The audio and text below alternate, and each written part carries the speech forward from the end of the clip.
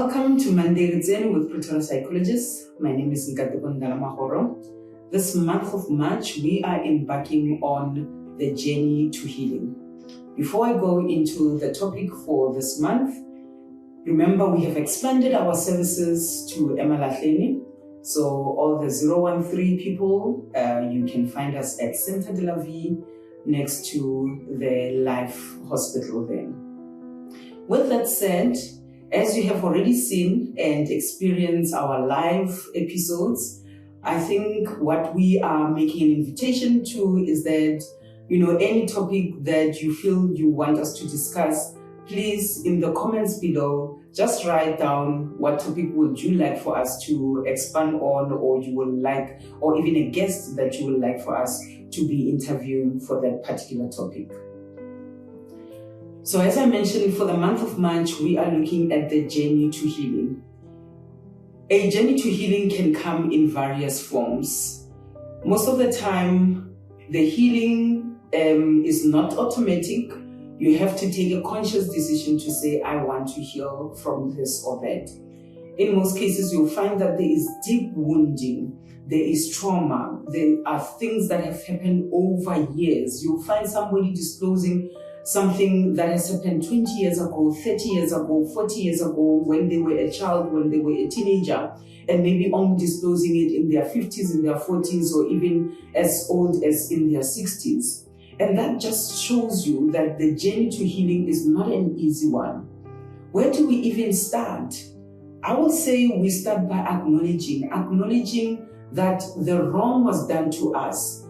In most cases, and this is one client of mine, she's in her 60s, and she said, I have had barrels closed down. I have had pots closed up, and now it's time for me to open them up. And that's how she described her journey of healing and starting to embark on it. For the longest time, she was afraid to open those barrels, to open those pots, because she did not know what she's going to meet in there. Maybe it is, decay, it is rotten, it's stinky, or maybe even it's a beautiful product from whatever pain that she has undergone. Not to say that pain becomes beautiful, as the Bible says that God turns ashes into beauty. I'm not saying that it is always the case. Sometimes pain is pain and it remains that way, and maybe there's nothing beautiful that we can see coming out of that. But what I'm trying to explain is that this is a 60-year-old, someone or in her 60s, saying that she is for the first time able to look into those barrels and those pots that she has closed for such a long time. And this is just to say, because she did not have somebody to hold her hand, because she did not have a know-how of how it is to actually experience a healed and whole and restored and transformed life, she was scared to even look into what was in there from her past, from her childhood, from her teenagehood, and even in most of her adulthood. So the first thing is to acknowledge what has happened. And there we can say we are taking steps to be able to go into the healing space. The second one is to feel whatever that incident, whatever that experience has done to you. And most of the time as we suppress both the memories and also the feeling of whatever that occurrence, that trauma has impacted on us. And in the healing journey, you then acknowledge the bad. I always say God did not create only good feelings. So that means we're not necessarily supposed to only feel good.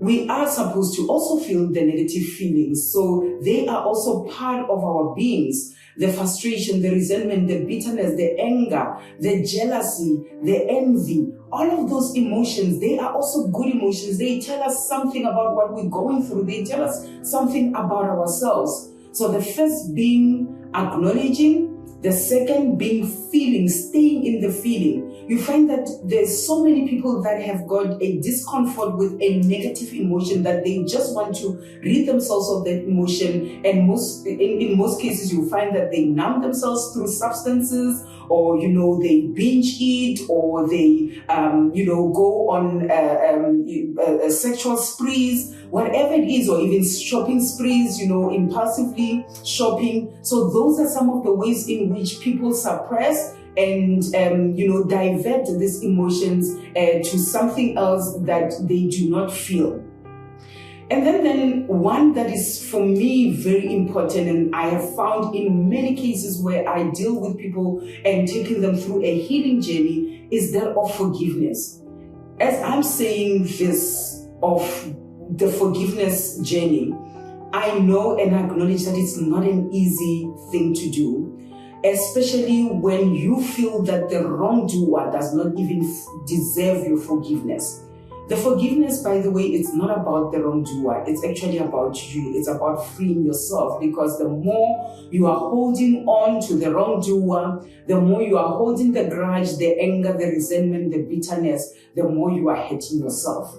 The infringer, the perpetrator is going on freely. They might have even forgotten. They might not even have known that they've offended you, and they go on about their lives, and you are the one who is staying with those emotions because of not being able to let go and freeing them. There's many myths around forgiveness, thinking that we forgive and forget. Forgiveness is not about forgetting. Forgiveness also is not about reconciliation. And I know a lot of people find it very hard to, make the connection to say, but why do we then forgive if we're not going to reconcile with the person? No. If that person is not good for you, it's like a hot stove, a hot plate. You're not going to keep on putting your hand on a hot plate while it's burning you. You are going to say, okay, that hot plate is actually good for boiling water, for cooking delicious food. It is still good in its own right, but it's not good for me. And that is what also forgiveness is about. Forgiveness is about letting go of the past and freeing yourself from the hold that the wrongdoer has on you. Also, it's not about counting down to say, but yesterday you did this, the other year you did this, and I remember very well I was wearing a blue dress when you did this and that. That way it means we have not actually forgiven if we keep on counting what is it that the person has done to us. Someone might ask, what if then I am with a person that keeps on doing wrong to me and I keep on forgiving them? And I have an analogy that I use, and it will be too long for me to be able to explain it in this video, but it's like exposing yourself from something that scratches you the whole time when you are in the presence of somebody that keeps on hurting you. So now you will need to make up your mind and say, am I going to keep on being scratched and bruised and being deeply cut by this thing that is in the way, or I'm going to make sure that I don't pass by wherever I'm being scratched, or I'm going to cut that nail off that is scratching me. And it's the same with a person that keeps on triggering you, or an environment or a situation that keeps on hurting you, and you have to keep on forgiving and forgiving and forgiving. Yes, I know the Bible says that we should forgive 70 times 7, and it says also per day. And when Jesus also died on the cross, he says, forgive them, Father, for they don't know what they are doing. And I can also go in depth about this concept of forgiving a person because they don't know what they are doing. They did not know the impact that they had. Yes, maybe they were conscious about their actions, but they did not know the impact that it will have long term, 20 years down the line, 5 years down the line, 6 years down the line, 6 months down the line on you and what their actions have done.